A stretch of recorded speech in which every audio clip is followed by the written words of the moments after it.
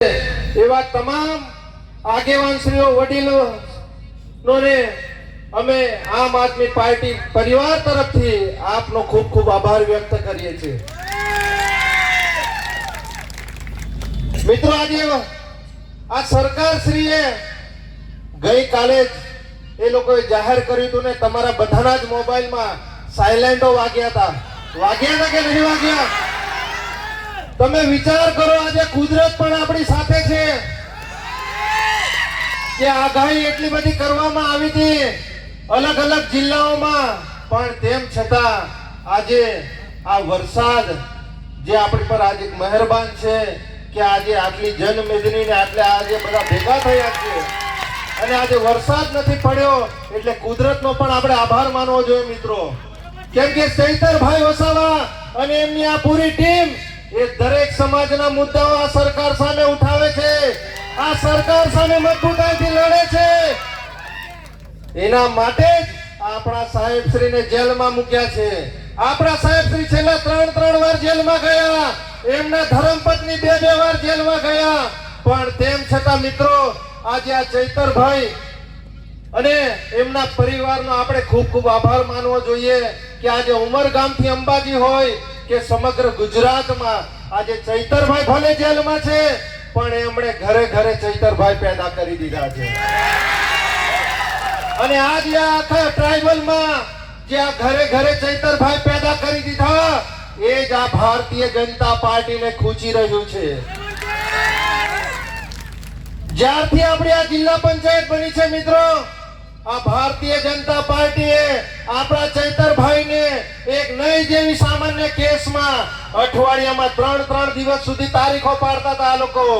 એક દિવસ ચૈતરભાઈ જેલ તારીખ ભરવા ના જાય તો આ લોકો એમની પર વોરંટ કાઢતા હતા।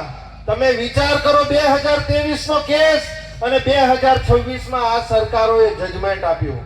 આજે આ પ્રદેશના નેતાઓ અહીંયા ગાડી ઉપસ્થિત છે, એમણે ચૈતરભાઈને જવાબદારી સોંપી દીધી કે ઉમરગામથી અંબાજી સુધી 400 સીટો 500 સીટોની જવાબદારી છે ચૈતરભાઈ તમારી ઉપર, અને આ 500 સીટોમાંથી આપણા ચૈતરભાઈએ રાત દિવસ ભૂખે તરસે પરિવારની ચિંતા કર્યા વગર દરેક સમાજમાં, દરેક ગામે ગામ, તમામ વિસ્તારોમાં જઈને આ ભારતીય જનતા પાર્ટીના ઉમરગામથી અંબાજીમાં આ તાલુકા પંચાયત, આ જિલ્લા પંચાયતમાં સુપડા સાફ કરી નાખ્યા અને 400 સીટો લાવ્યા। આપણે કેટલી લાવ્યા?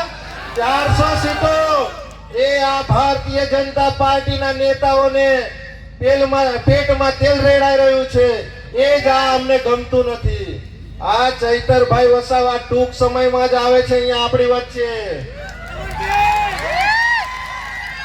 આપણા સાંસદ શ્રી અહીં ગાડી હમણાં બહુ સ્ટેટમેન્ટો આપે છે આડેધડ કે ચૈતરભાઈ શું કામ કર્યું, ચૈતરભાઈ શું કરે છે।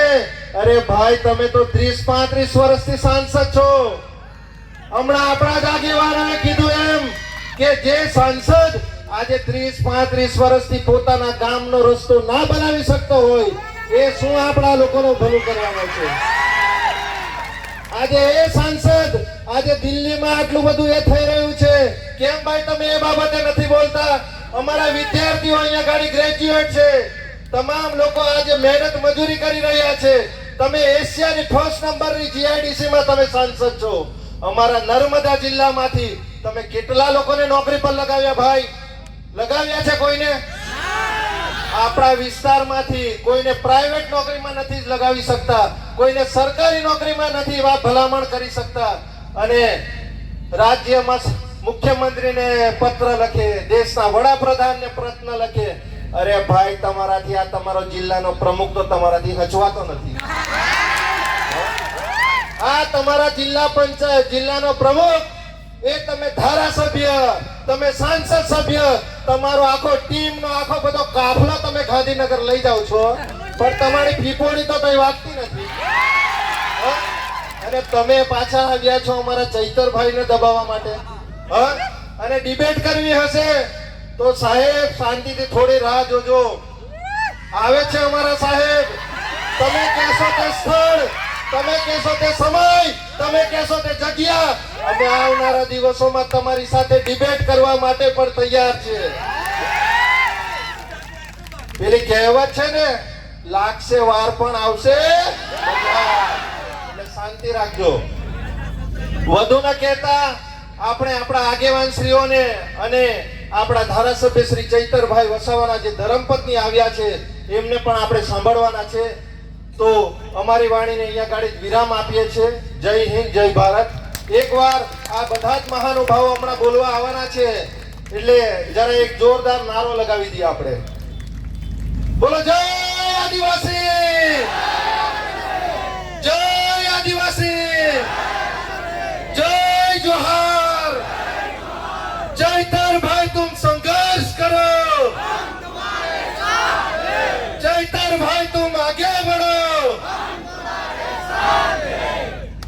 वैष्णवजन तो तेने कहिए जे पीड़ परा